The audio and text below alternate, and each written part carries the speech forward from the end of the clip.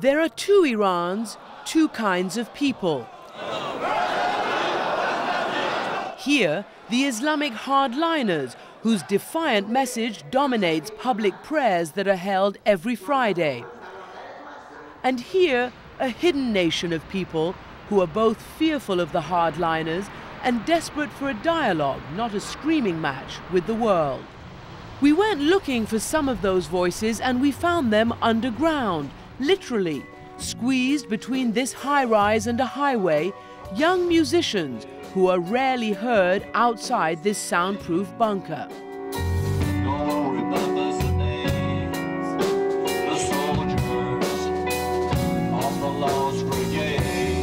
They must play in the shadows because in the Islamic Republic of Iran, it's impossible for rock groups to get a permit to play in public.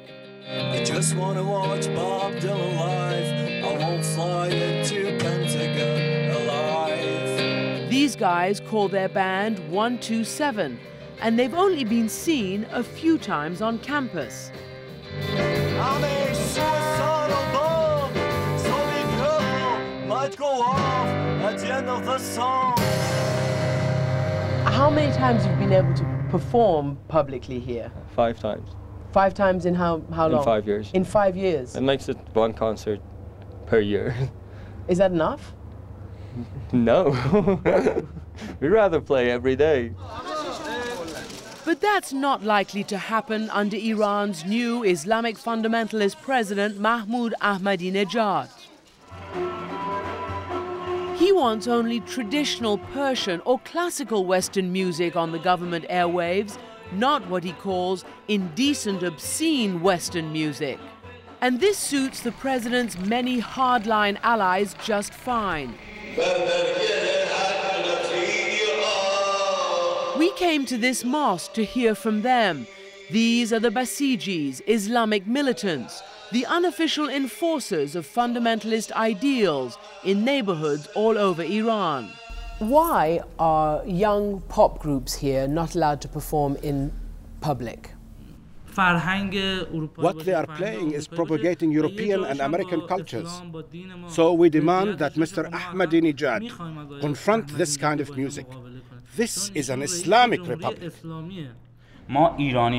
We are Iranians. We have given a lot of martyrs. We have to stand up for the blood of those martyrs.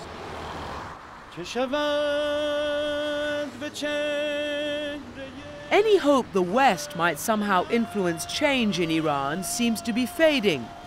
With the new president, religious hardliners are consolidating their hold on power and on people's lives. In fact, the cultural freedoms enjoyed by filmmakers, artists and journalists under Iran's previous reformist president are slipping away. There is now tough press censorship. Not a single new daily newspaper has been allowed to open.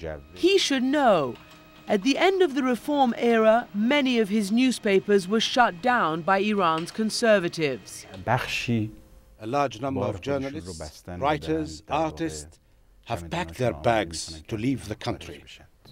But those who can't do so have to accept whatever Mr. Ahmadinejad imposes on them. So for many people, life under the conservative government has become a constant game of cat and mouse. And it's been played out on the internet, home of Iran's bloggers. There are over 1 million blogs in the Farsi language, making it the world's 4th largest web community. And the sites range from the political to the personal. This man runs his own website about media technology. Are you able to go anywhere on this internet? Can you go to any site you want? No, we can't access sites that are pornographic or immoral. But also a number of political websites written in Farsi are banned, like Voice of America News. VOA News, access denied. Access denied to VOA News. VOA News. And now that the Conservatives have won, do you think it will have an effect on your blogging, on your freedom on the blog? What's happened after these last elections is that the bloggers have been put off politics. So young people in Iran are now more interested in recreation. And they can find it right here on the ski slopes north of Tehran. An astonishing 2/3 of the Iranian population is under 30. And whatever hopes the West may pin on them, for now it seems they want to escape politics and the hardline pressures. Escape to fun, sun and snow.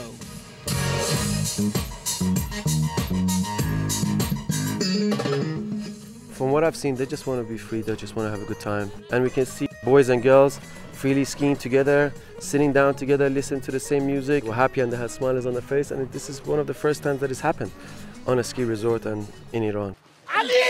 Amir Sadri is managing Tehran's snowboarding challenge. We try to take the barriers forward a little bit and make some changes to the norms. For instance, at this unusual nighttime ski show, there's a DJ and he's allowed to blast his music because it's a techno version of an ode to one of Islam's most important religious figures. Everyone here is trying to feel out the limits of President Ahmadinejad's administration.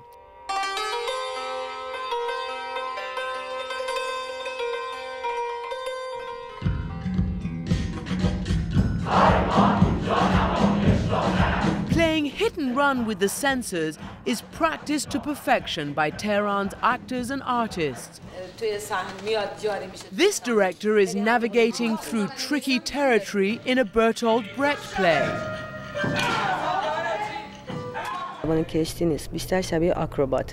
To maneuver through all the red lines here, you have to be a good acrobat.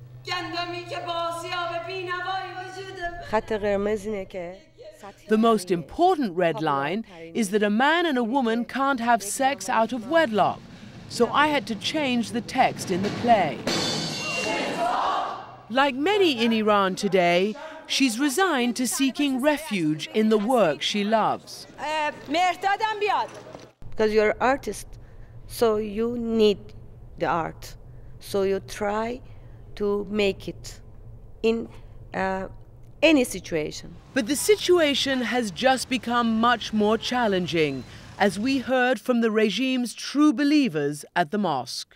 You know, a lot of people are afraid that some of the freedoms that came with the Khatami government, some of the reforms, in fact, many of the reforms, will go away. What Ahmadinejad is doing is what everybody wanted. When Mr. Ahmadinejad came to power, he gave us our ideals back. The ideals we fought for more than 25 years ago in the revolution. But with President Ahmadinejad on a collision course with the outside world, opposition leaders like Reza Khatami, the former president's brother, are worried that the people will pay the price. If the West puts a lot of pressure on Iran, what will the result be? In long term, it is not beneficial, not only for Iranian people, but also for the Western countries. It causes much more fundamentalism in the Iran. You can isolate the government of Iran, but it doesn't mean that you should isolate the Iranian people. I think opening the doors is the best way, not closing the doors. Tonight, as the lights go out on this performance, no one can predict how Iran's bigger drama will end.